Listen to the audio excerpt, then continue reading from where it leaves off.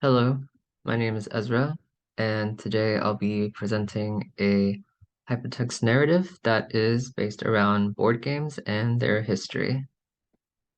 And in this trail, we will begin with the history of board games.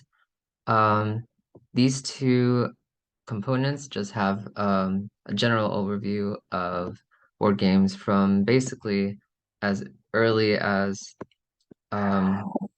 the PC era.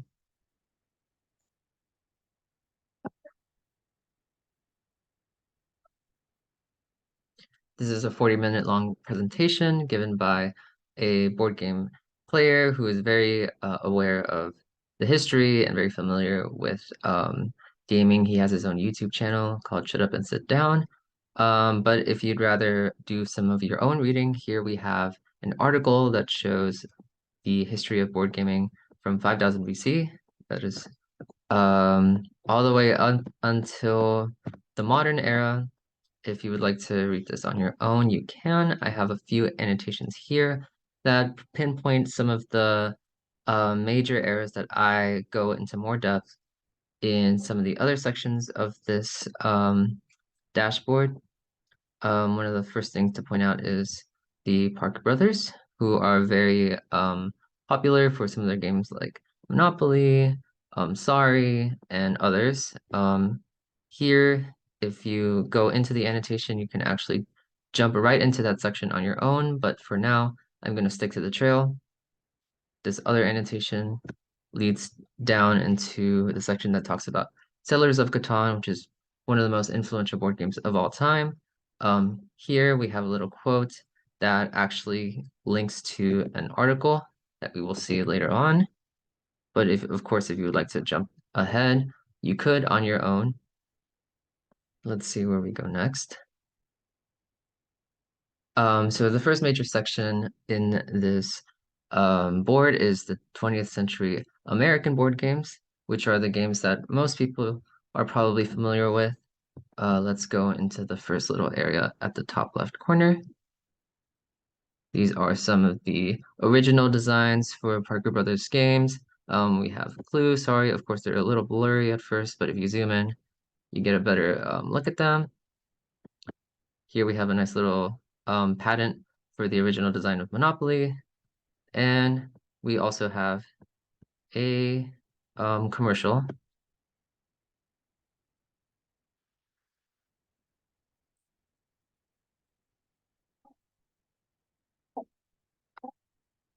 So that's a nice little bit of nostalgia for you.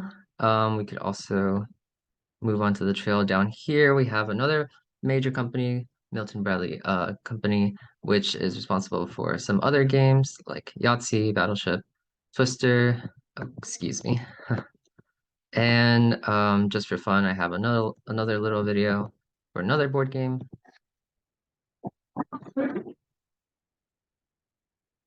So you kind of get a sense of what games came out from who, and you can tell that they've been around for quite a long time.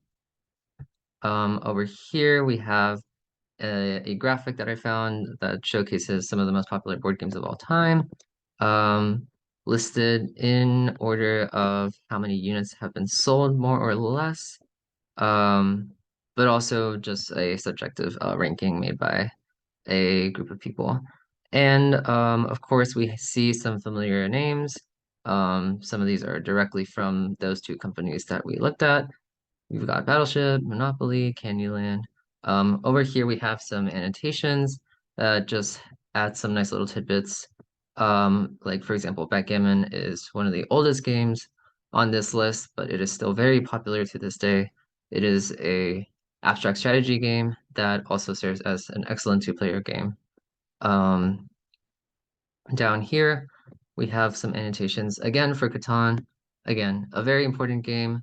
If you go into here, you will actually be able to jump into the section of Catan, which I will show in a bit.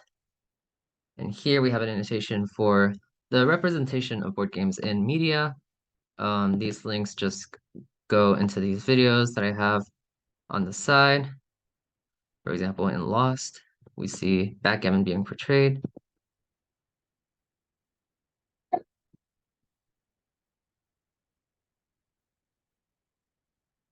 This is honestly one of the best shows of all time, showcasing one of the best games of all time. Very fitting. And of course, here we have another video, which you can look at on your own. This is just a fun little screenshot of Mancala being portrayed in Club Penguin, which was this massive online game that no longer exists, sadly.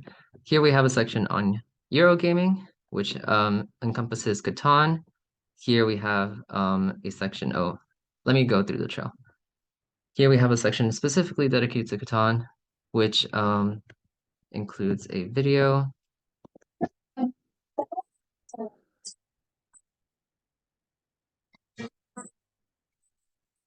This is the creator, Klaus Tuber.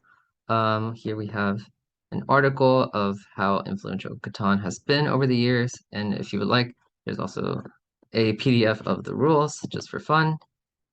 In this section, I describe what Eurogaming actually is, and some of the popular games of the modern era include Ticket to Ride and Carcassonne. Of course, here's a Wikipedia explaining what exactly Eurogames are. And in this last section, we can look at what some popular recommendations are for modern board gaming. Here we have an article from the New York Times recommending beginner board games for adults. Here we have an article that kind of analyzes the popularity of modern board gaming. Once again, we have some annotations that can link to other sections.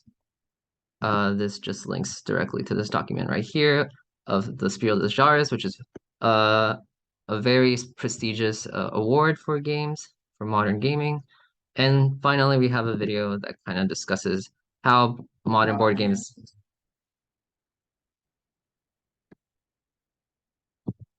that describes how modern board games have become better than their predecessors. And that about wraps it up. I hope you enjoyed this presentation. I apologize for the technical difficulties, but board gaming is such an interesting topic that I love to talk about, and it deserves a lot more recognition than it currently has. Thank you.